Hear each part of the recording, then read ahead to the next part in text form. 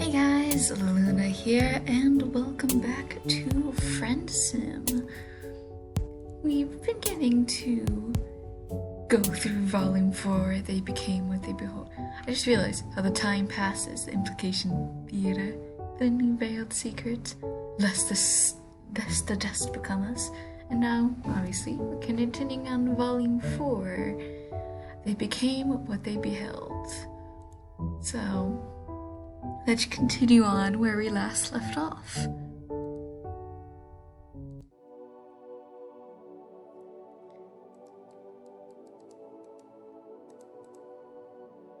Okay. Oh, ooh, that's pretty. Oh, there's Minecraft Steve. I'm guessing these are the developers. I like that one.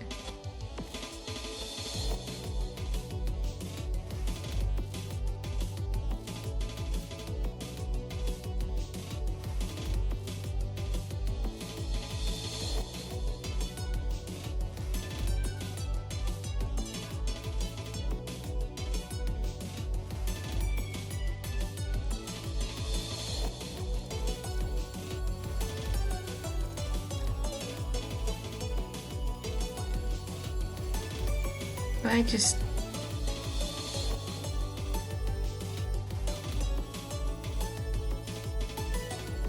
how do I...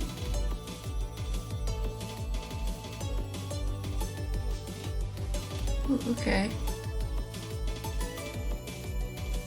Can I resize? Yeah, there you go.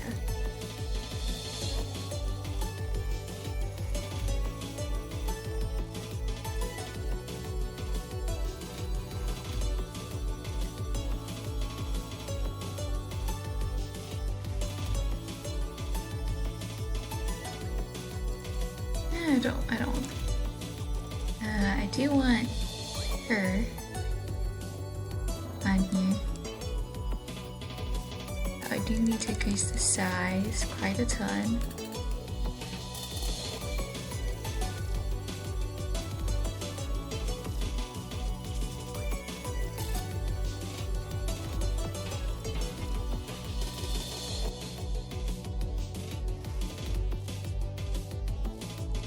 Size of that quite a bit.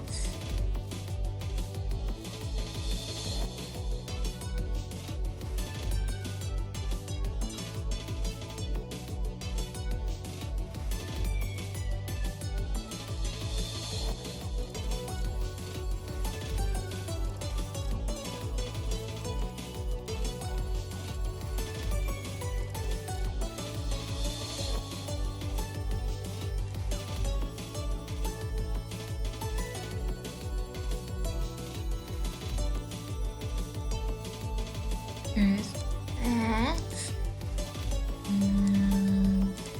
One. Increase the size bow ton. Increase the size bow ton. Get one block bigger and one size smaller. It's better.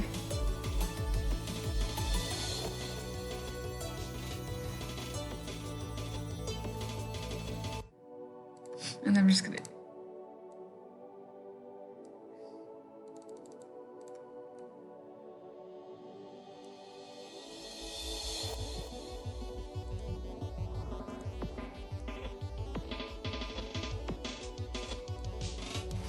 You know what? Yeah, little dude, that shit's looking dope. Travis Last gives you thumbs up. Yeah, nice job. You want to go ahead and save this, or you want to try and make it even better? I am really happy with this one. While you were working, Sever got you a cup noodle hot and fresh from the microwave, tucked the unspeakable corner. You slurp noisily while the master assesses the student's work. You're the student, it's you. Sever takes a long while, their thumb and finger resting on their stubby chin.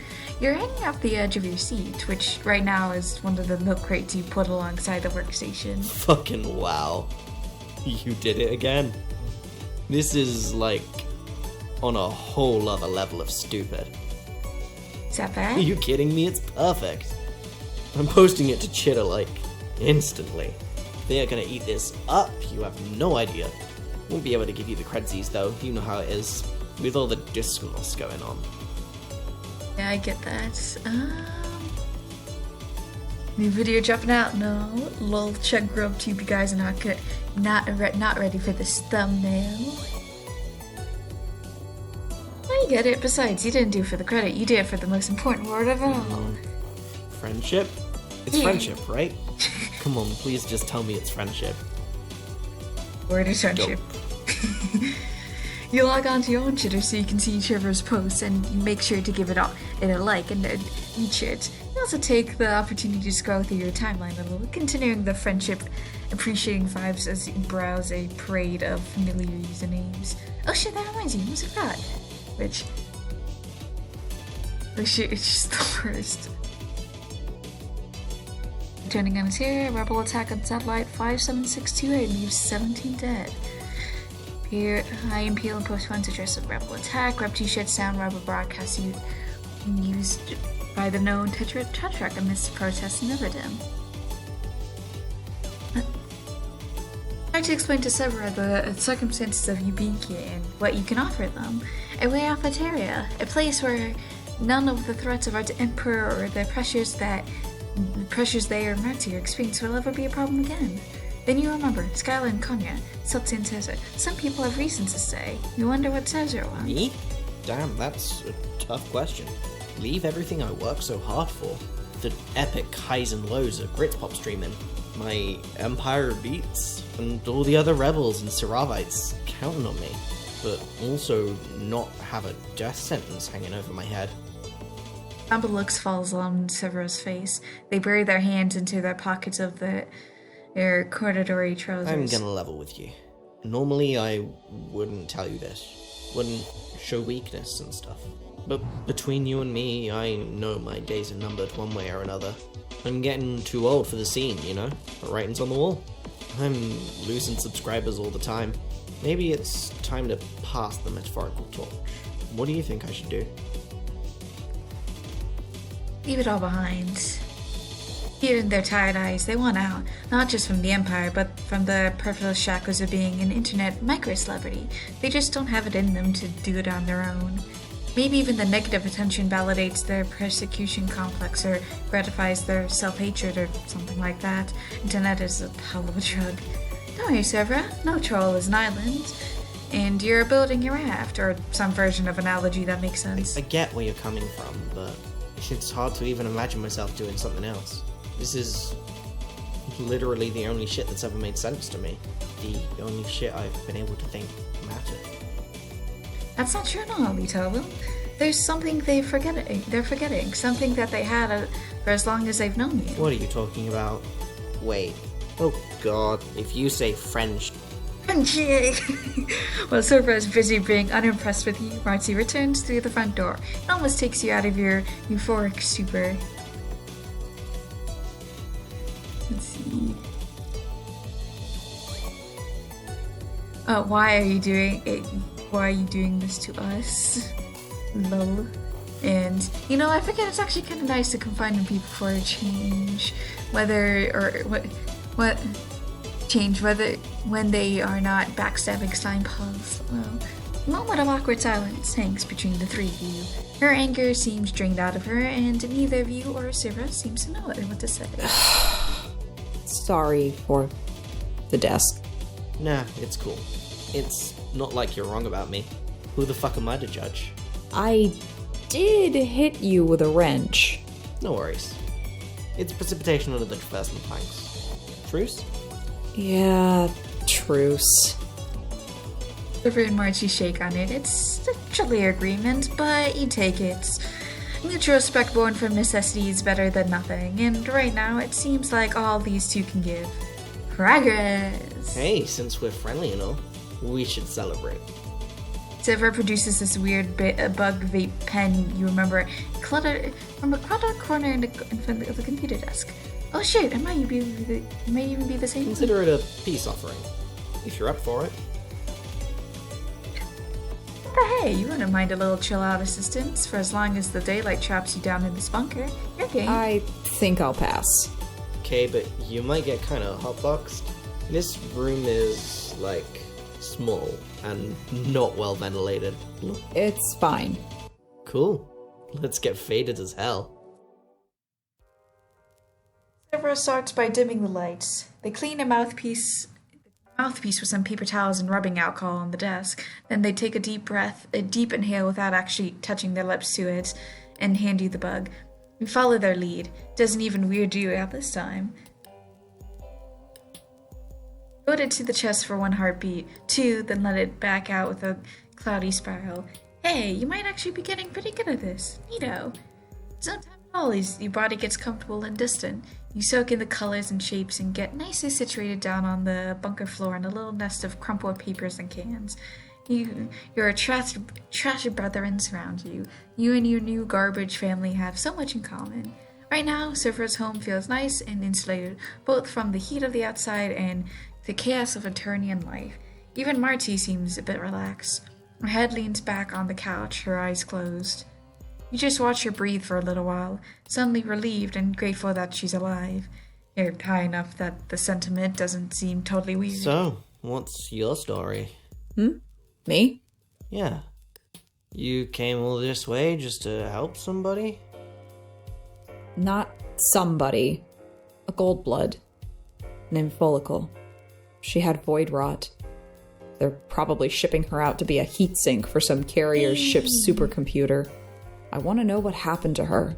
Thought that if I was lucky enough to get a chance to help someone for once, I should take it. So here I am. Damn. Sorry, I can't help. The rest of the data was locked down pretty tight. Best I can do is try to ask the rebels to get you a ride out of here. It's fine. I'm just lucky not to be dead.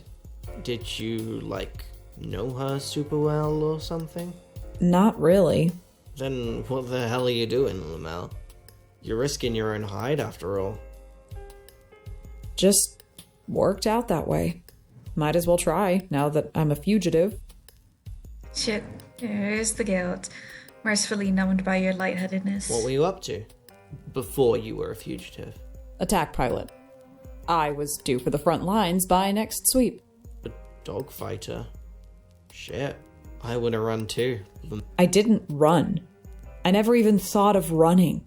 Running would just mean that some other Rustblood would have to fly my ship.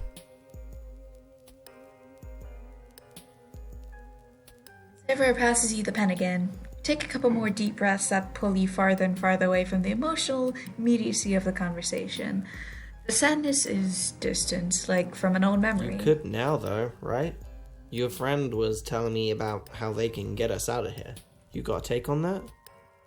He looks to you. Your good vibes curl a little under her focus. You never really understood her at all. You know who we kill out there, right? Aliens like you. Millions of them. For every dead Rustblood, there's probably 100 people that did nothing wrong besides exist in the Empire's way. Have you ever thought about that? What? No. Weirdly. Wow, that's actually really sad. Really sad. I don't fight the Empire. Somebody else flies my ship. Sounds like the worst of both worlds. All the best. Bad shit's gonna happen either way. At least in this plan, you're not fucking dead, Lamel. Maybe. Sounds like that's not enough for you, though. I'm losing my train of thought. I warned you, Lamel. Why this? Why any of it? You mean the streaming? Yeah. I never understood the internet. That's also kind of a mood. You sound like 500 sweeps old. Artsy shrugs. Her question sits in the air, unanswered. I don't know. Something kind of magic about how even when everything in the world seems so broken, you can just log on and find some guy out there making the coolest shit you've ever seen in your life. I want to be a part of the few good things this world has to offer. Is that so wrong? Liking something doesn't mean it helps anybody. I know, but if we don't have things we like, what's the point? Either I'm high, or you're suddenly very persuasive. Why can't it be both? You should really let me clean in here. Huh? No, I don't need you to, clean up after me. That feels kinda icky to me, Castaways. Shut up. Don't make it weird. Castaways. Sounds kind of like castaways. Islands, trash, left behinds like skins. This is all really important to you suddenly, though the details of your epiphany are a little hazy. Marty stands up and finds with some difficulty, some cleaning implements. She goes up to the desk and starts inspecting the RGB keyboard. Whoa, careful with Casper. He's delicate. Relax. I won't break it. I know what a computer is. She overturns it, and a little avalanche of tiny crumbs and dust comes rolling out. A startling giggle erupts out of their throats while she starts picking up the litter off the desk and sweeping the surface. Okay, this is getting weird, lol. You guys can have the couch for tonight. I'll sleep in the closet. No, don't go to the closet. Yell if you need me. You yell if you need me at a volume unknown to you, determined by your intoxication mind. Marty snorts and Severo disappears into the room's second door, leaving the two of you alone. You climb yourself onto the couch and bundle in for the day. Marty stays awake, collecting your trash brothers into your bin. She wipes down walls and desks and takes apart electronics and displays to blow away dust. The rustling of clutter and sweeping floors is soothing. Before long, you fall deeply asleep to the sound of her reassembling keycaps on.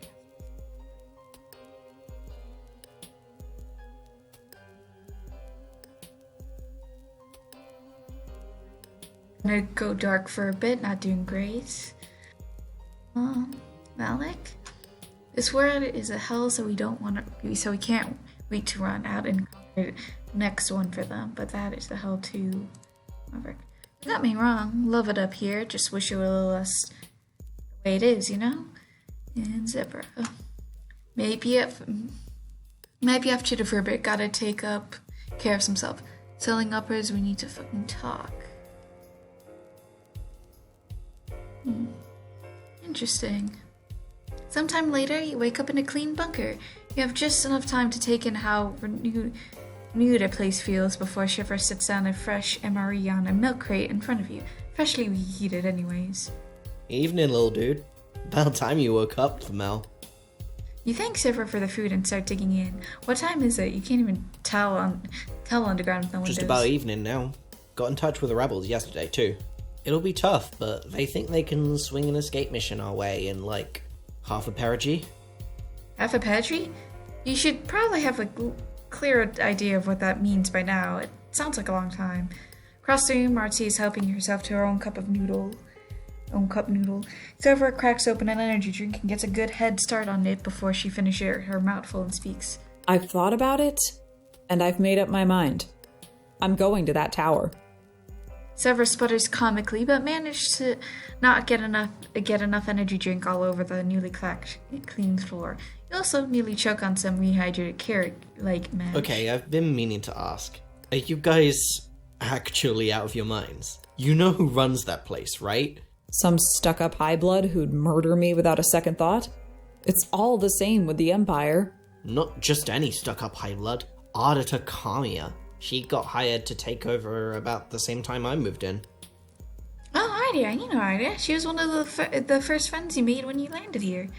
I think so. Matsi and Severa both look at you with expressions bordering fear, or at the least severe concern. Severa composes themselves in the moment, adjusting their stylish eye patch. You really get around, huh? How'd you end up meeting someone like her, anyway? You relate the story of becoming trapped in her murder dungeon for a while.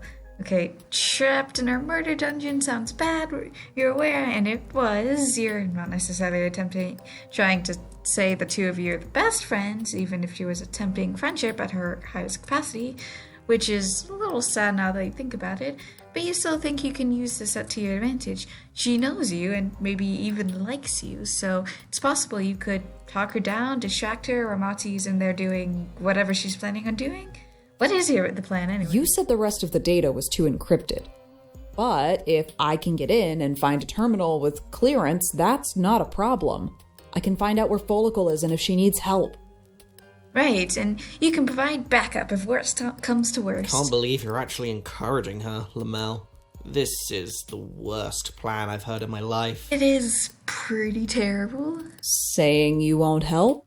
No, I'll help. I'm just saying it's dangerous. It can't only be a signal tower. Not with the amount of people they take in versus the people that come out. Part of my being down here is to know as much about her operations as possible. And while there's a lot I don't know, what I have seen, I don't want to see more of it. If you get what I'm saying. I get you. But I also don't care. What you do is your own decision. I'm going. The alien can stay with you and wait for the rebels. And you can forget I was ever here and go back to your live streams. Sounds kind of like you're judging me again. I'm not. Honest. This is just something I have to do. You stand up off the couch. No way you're letting her go in there alone. She can count you in. And Serva, she can count you... And Serva, she can count on you too, right? After all, this is exactly what the rebellion's for. Helping trolls in need. It's the perfect opportunity to do some good. To prove that the rebellion can do some good. Serva sits there for a long moment, the hands buried in their pockets. Finally, a long sigh leaves their husk. Their head tilted back against the chair. If this gets me cold, I'm gonna be so pissed. Come on. They sit and make their way into the same closet they retired to sleep in. You and Marcy follow. Oh, that's pretty. Serva leads you into a small room connected to the rest of the bunker. It's dark and cramped. Most of the floor space eaten up by some sort of utility machinery that looks like it would be really, really complicated to draw. Okay, so here it is. Hope you got your tickets to the gun show. Trying to decide if that's funny when it's an actual guns. Why are they so colorful? Come on, you expect the rebellion to set me up here totally unarmed? It's not enough to take on the whole empire, but it's enough to make myself a little bit of a nuisance if they finally do track me down. That's not what you asked, but okay, you take a look at the available arms. You're giving us weapons. Don't get me wrong, this probably won't help you to, survive. But if shit goes bad in there, maybe at least you can do some damage, you know? If I'm unarmed, there's a chance I'll just be arrested. With these, I'll be killed for sure. If it's auditor, then that's seriously preferable. Trust me, Lamel. I'm not disagreeing. I'll take the shotgun. Should be possible to hide it under my jacket. As for the alien, do you have anything with absolutely no kick? Marty looks at you when you react with a puzzled, mildly offended expression. Scrawny arms, remember? Oh yeah, laser pistol. Zifra hands you a modest Technicolor gun with an organic shape along the underside of the barrel. It's about as heavy as a juice bottle, and it resembles a lot of the strange Italian biotech you've seen along your adventures. Careful with that thing, it gets hot. You can rig it to explode if you misalign the capacitor, so make sure not to do that on accident. Lamel. It's dawning on you that you're actually going to be carrying a weapon. Are you supposed to fire this thing at a person? You're not sure you're cut out for it. I'd actually prefer if you didn't. Ideally, I can get in and out without them noticing. I just want you to have the option in a complete emergency. Exactly how are you planning to do that? Say I'm here for repairs, or sneak in through a side entrance. Nobody cares about one rust blood on their own as long as you keep your head down. Zifra shakes their head. No way. This isn't like the rest of the station. They have cameras everywhere. And no Burgundy's gonna get in except for... Wait. I might have an idea, actually. Now that you're armed and dangerous, or in your case, armed and shaking like a small dog, you're starting to wonder if this is actually a really good idea. Severa warned that Marcy might not be in her best state of mind. Maybe you shouldn't have been so quick to support such a dangerous plan. While you're thinking it over, Severa sits down at their desk and types a few messages into a program you don't recognize. Moments later, they get a reply. They go back and forth for a while, long enough that Marty leans herself against a wall to wait. In about half an hour, something prints out of one of the machines tucked under Severa's desk. They take it out, turn around, and hand it to her. Okay, I got you this. Welcome to the 23rd Core Processor Unit. Got a little supply cart in the closet you can hide the alien in.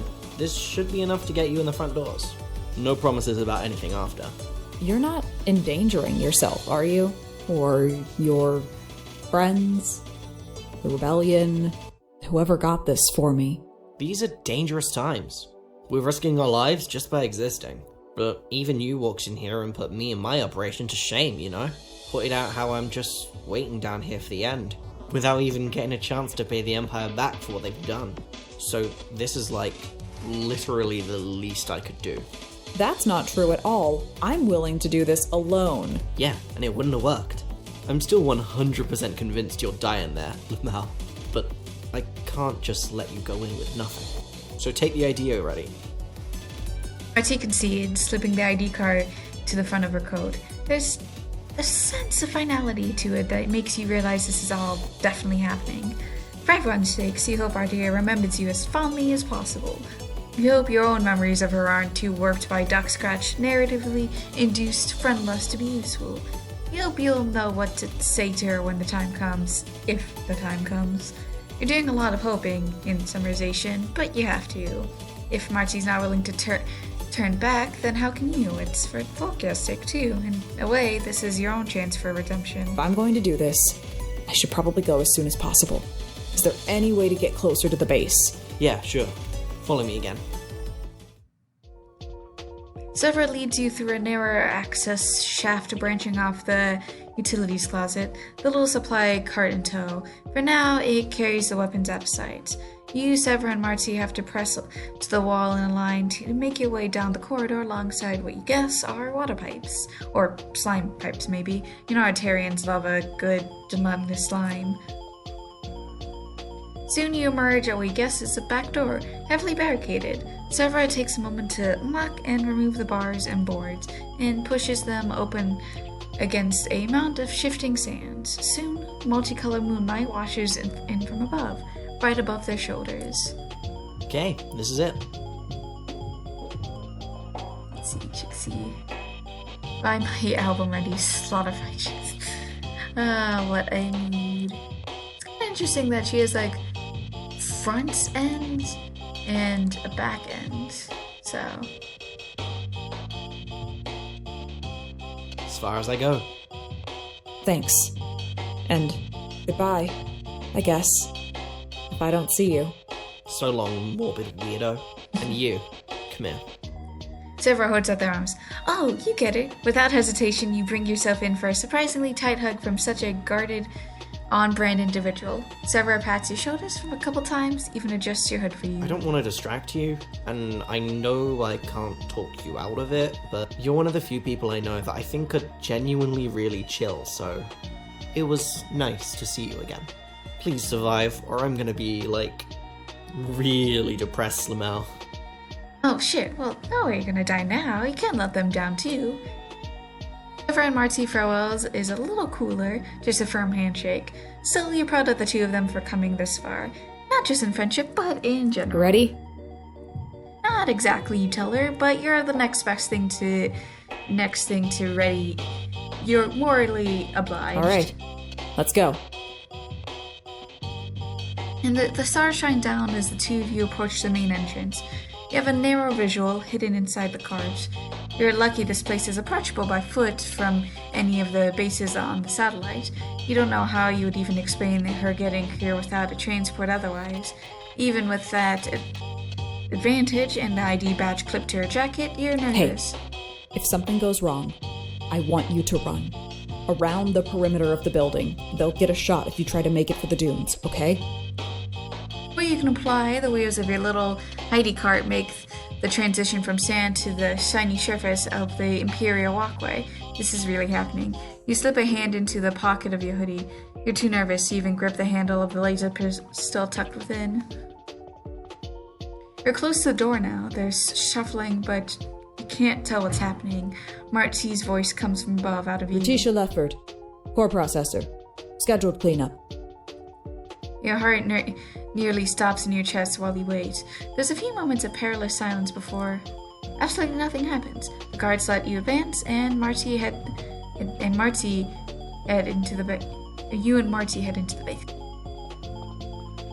This is it. You made it in. You're still mentally confirming to yourself that you're not full of bullets or actually running from guards right now. When Marty pulls the rolling cart off the side of the hall and slides it in bin from the When Marty pulls the rolling cart to the side of the hall and slides it into the bin from the frame, you call out, laser pistol tucked into the pocket of your hoodie. This is probably some serious violation of gun safety, but then again, you're not sure how a laser pistol differs from a regular handgun anyways.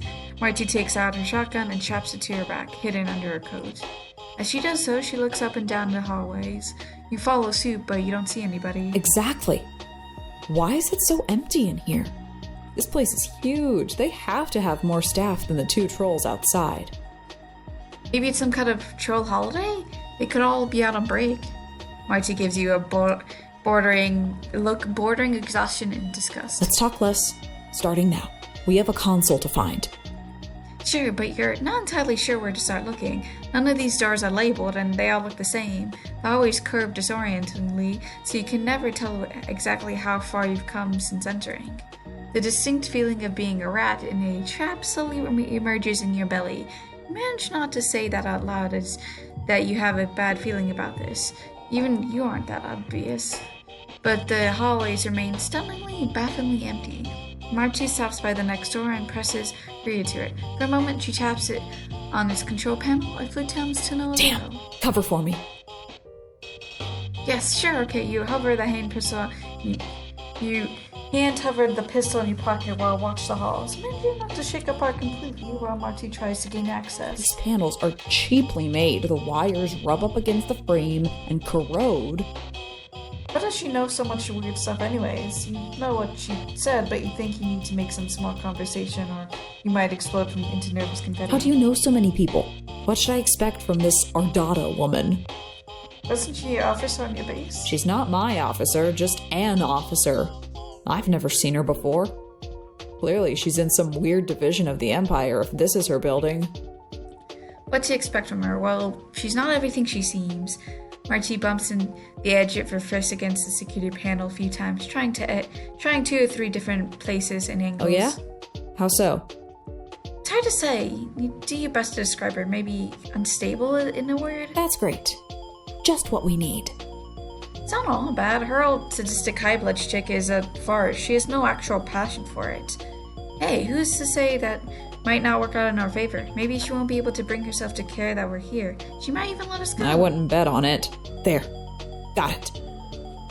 The door pops open. You and Marty quickly slip inside, but as you turn to walk into the room, you bump into her legs. Marty has planted herself firmly by the entrance. You move around to see what stopped her, and oh, this is grim. You get whatever I meant now. You tried to feel any fainter than you are to do.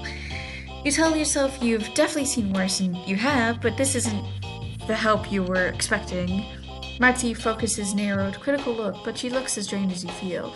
So we have yellow, red, jade, yellow, orange. Nothing higher than yellow. Well, olive and jade. Nothing higher than green, I guess. This is your friend. Not exactly. She wasn't... Well, yeah, she was like this before, just not exactly funded, maybe. At least there's nobody trapped in cages this time. How do you make friends with someone like that? Well, it's more like you were hungry and she offered food and then trapped you in her house and had some sort of mental breakdown in front of you after a whole bunch of terrible stuff happened. Physically, to your skeleton. At saying so, Marty's expression shifts, but you still suggest she doesn't want to hear about it. She just turns away and starts looking for another door. Works for you. This is clearly no place to hang around. You help her start examining the room. Maybe there's some sort of adjacent processing block? You don't want to think about the details too hard. Anywhere with a computer console will do. After prodding around in some of the more gruesome implements for a while, carefully not to touch anything too bloody, do they ever even clean their implements on this goddamn planet? One hinges off the wall strangely. A rough heaving sound comes from far off a wall as the hidden door swings open. You and Marty look at this with suspicion. Mostly. Good to be on the same page. This has danger written all over Obviously. But there's no point in playing it safe now. That seems possibly untrue. Then stay out here and wait. You have to... If you have an argument, there's no time to give it. She's headed into her room, and short of grabbing her, you doubt you could stop her. You very technically make your way inside. Interesting. The adjacent room is just a hollow concrete box with minimal furnishings. Just enough time to recognize that the terrible sinking feeling in your gut when the door slams shut behind you. Moments later, a horrible, familiar, pealing laughter echoes around the room from speakers unseen. This is a trap. You've been Damn it! They knew we were coming. Oh no, quick time events.